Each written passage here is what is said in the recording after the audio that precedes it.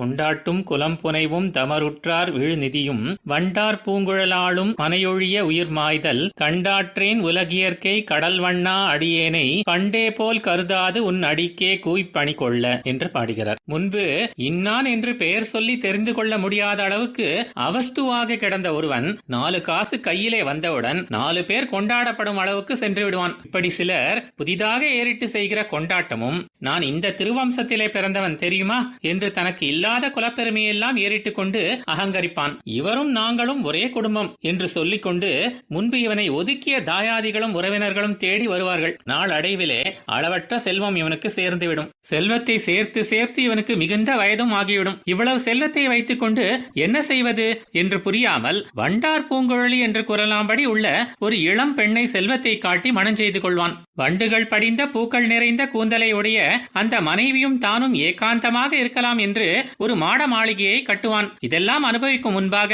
திடீரென்று ஒரு நாள் மரணம் அடைந்து விடுவான். கடல் வண்ணனான எம்பெருமானே, இப்படிப்பட்ட உலக இயற்கையை கண்டு என்னால் சகித்துக் கொள்ள முடியவில்லை. என்னை பொறுத்தவரை தாய், தந்தை, மனைவி, மக்கள், செல்வம் எல்லாமே நீதான். இது நாள் வரைக்கும் எப்படியோ நான் பொறுத்து கொண்டு உன்னை பிரிந்து இருந்து விட்டேன். இத்தனை நாளும் போல் நினைத்திடாமல் அடியேனான என்னை உன் திருவடிவாரத்திலேயே அழைத்துக் கொண்டு அடிமை கொண்டருள வேணும் என்று பிரார்த்திக்கிறார்.